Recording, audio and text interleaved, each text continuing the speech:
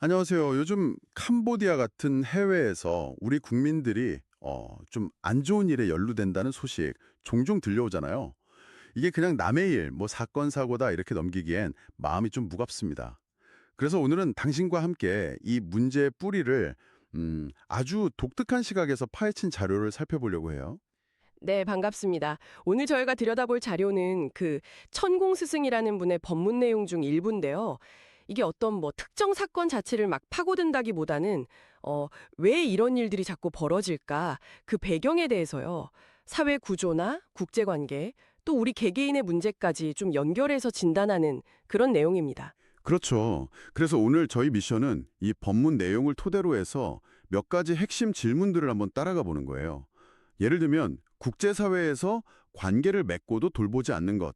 그러니까 이 법문에서 말하는 방치가 과연 어떤 결과를 낳는지, 또 법문에서 구체적으로 지목하는 중국의 영향력 확대는 어떻게 분석되는지, 그리고 가장 중요하게는 해외에 나간 우리 국민들, 어떻게 스스로를 지켜야 하는가, 이런 부분들을 좀 더 깊이 파헤쳐보려고 합니다. 뉴스의 그 헤드라인 너머에 있는 이야기들 한번 같이 탐색해 보시죠. 자, 그럼 뭐부터 시작해 볼까요? 네, 이 본문에서 정말 가장 중요하게 그리고 여러 번 강조하는 키워드가 바로 방치예요. 세상의 많은 문제들이 사실 여기서부터 시작된다. 이렇게 보고 있거든요. 방치라. 흥미로운 시작인데요. 구체적으로 뭘 방치했다는 걸까요? 우리 사회 내부 문제인가요? 아니면 더 큰 이야기인가요? 음, 국내 문제도 물론 있겠지만요. 이 법문이 특히 주목하는 건 그 국제 관계에서의 방치입니다.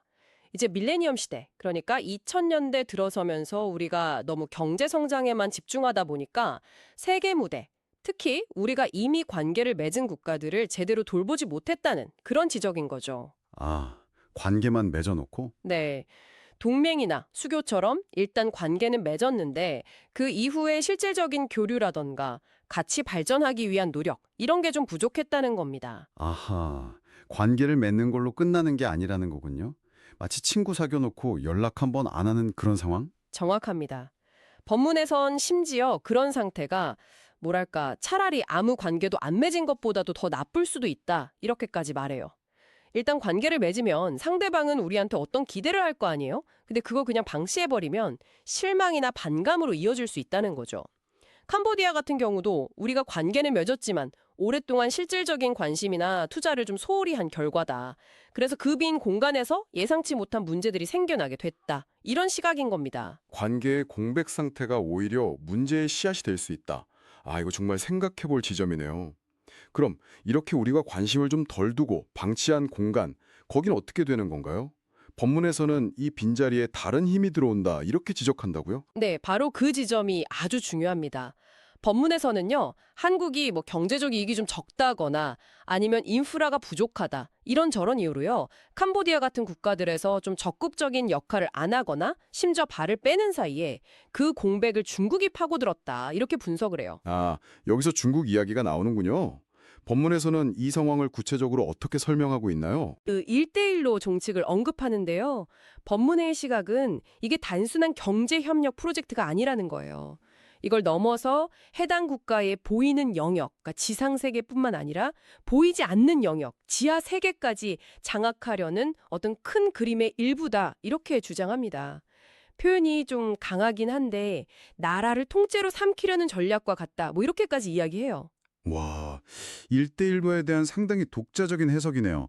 그 과정에서 구체적으로 어떤 일들이 벌어진다고 보는 거죠?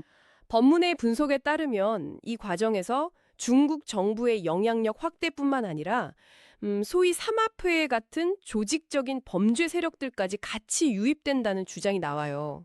그리고 더 나아가서 이들이 한국 내에 특정 조직들과 연결될 가능성까지도 제기하고 있습니다. 물론 저희는 지금 이 법문의 내용을 그대로 전달해 드리는 것이지 뭐 특정 국가나 정책, 조직에 대해서 어떤 입장을 밝히는 것은 아니라는 점 다시 한번 말씀드립니다. 아, 그러니까 우리가 돌보지 않은 국제관계의 그 빈틈에서 생긴 문제가 조직범죄 같은 형태로 우리에게까지 이렇게 연결될 수 있다는 분석이군요. 꽤 심각하게 들리는데요. 그렇죠. 그럼 이런 국제적인 배경 속에서 왜 유독 한국인들이 해외 범죄의 표적이 되거나 연루되는 경우가 많아지는 걸까요? 법문에서는 이 부분에 대해서 상당히 좀 직접적인 이야기를 한다고요. 네, 이게 좀 어떻게 보면 상당히 충격적인 주장까지 나오는데요. 예를 들어 국제적인 납치나 이런 범죄 집단의 타겟 리스트에서 한국인이 1순위가 되고 있다. 이런 이야기가 나옵니다. 네, 1순위요? 아니 왜요?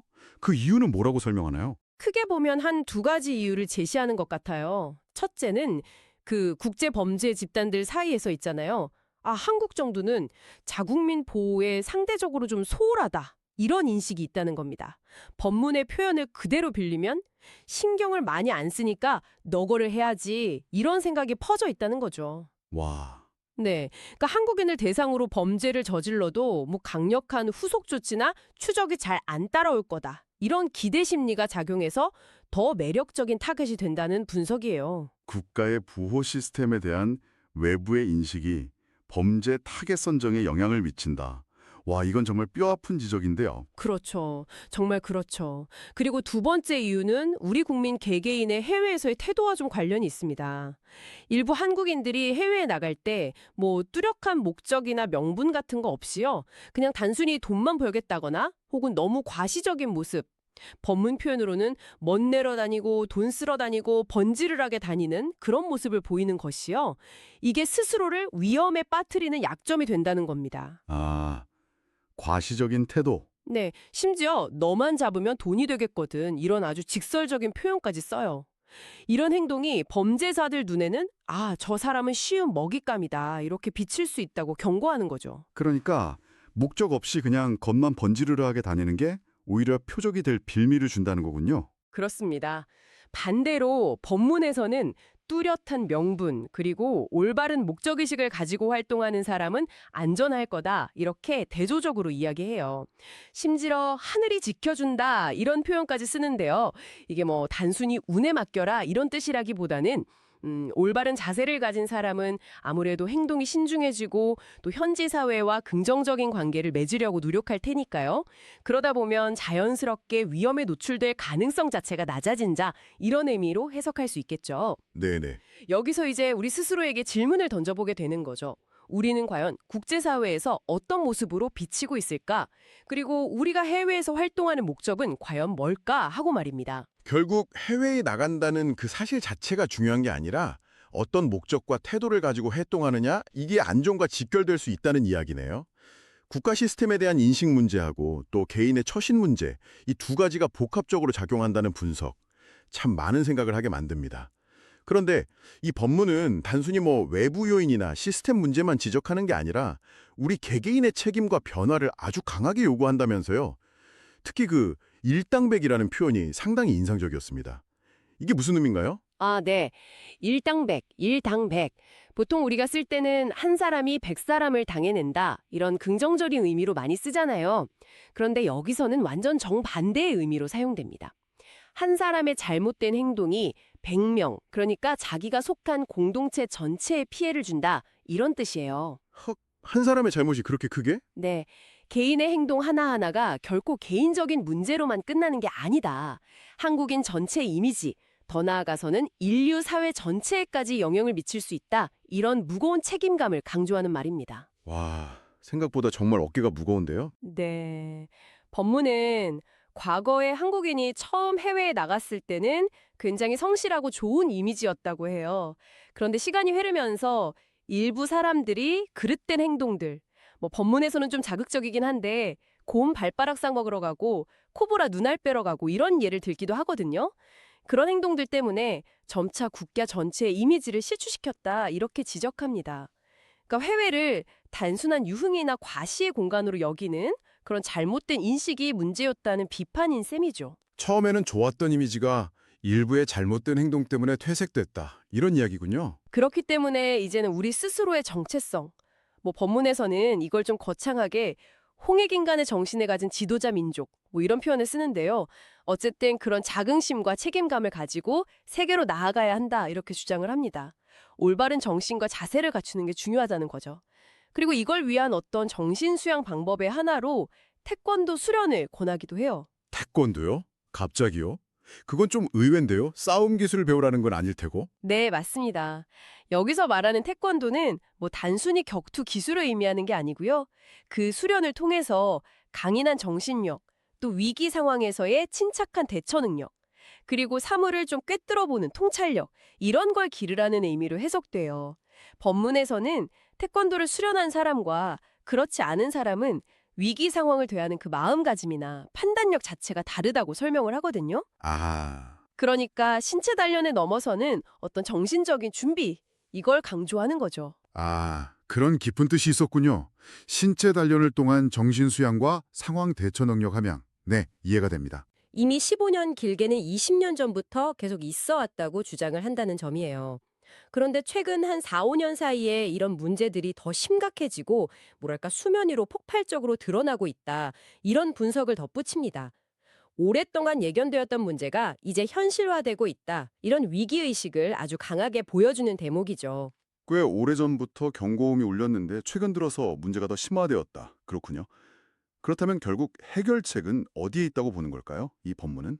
법문은 결국 문제 해결의 열쇠가 외부 환경의 변화, 이것뿐만 아니라 우리 내부, 즉 국가적 차원의 노력과 함께 우리 개개인의 깊은 성찰, 그리고 책임 있는 행동 변화에 있다. 이렇게 강조합니다. 국가 시스템과 개인의 각성, 이게 같이 가야 한다는 거죠. 네. 오늘 우리는 제공된 법문 자료를 통해서 한국인 관련 해외 범죄 문제의 그 이면을 좀 더 깊숙이 들여다봤습니다. 국가적 차원에서 관계를 맺고도 소홀히 했던 방치가 국제관계의 빈틈을 만들고 또 그 틈으로 법문이 지목하는 특정 세력, 여기서 중국을 지목했죠. 그 영향력이 확장되면서 여러 문제가 파생되고 결국 이런 거시적인 흐름이 우리 국민 개개인의 안전을 위협할 수 있다. 이런 구조적인 분석을 좁혔네요. 네, 또한 해외에서의 어떤 부적절한 처신, 예를 들어 뚜렷한 목적 없이 과시하거나 현지 문화를 존중하지 않는 그런 행동이 스스로를 위험에 빠뜨릴 수 있다는 경고도 있었고요. 이걸 해결하려면 국가적인 보호 시스템 강화는 물론이고 우리 개개인이 정말 그 일당백의 책임감을 가지고 스스로를 돌아보면서 행동해야 한다. 이런 메시지가 분명했습니다. 이 이야기는 단순히 먼 나라, 특정 지역의 문제만은 아닐 겁니다. 글로벌 시대를 살아가는 우리 모두가 국제사회 속에서 대한민국과 당신 자신의 위상, 그리고 안전에 대해서 다시 한번 생각해보게 만드는 그런 지점들이 있었을 텐데요. 혹시 해외에 나가실 계획이 있으시거나 혹은 세계 시민으로서 어떤 자세로 살아가야 할지 고민 중이시라면 오늘 나눈 이야기들이 작은 성찰의 계기가 되었으면 합니다. 네, 그리고 법문은 이런 안 좋은 소식들이 우리를 단순히 불안하게 하거나 분노하게 만들려고 오는 게 아니다. 오히려 우리에게 큰 공부를 시키기 위해 오는 것이다. 이런 좀 독특한 해석을 마지막으로 제시해요. 그러니까 사건의 현상에만 매몰되지 말고 그 이면에 담긴 더 깊은 의미를 읽어내서 우리 스스로 변화하는 기회로 삼으라는 뜻이겠죠. 그렇다면 오늘 함께 살펴본 이 내용 속에서 당신은 개인적으로 어떤 큰 공부의 실마리를 발견하셨나요? 이 질문을 마음속에 남겨두시고 한번 곱씹어 보시는 것도 좋겠습니다. 여기서 오늘의 깊이 있는 이야기 마무리하겠습니다.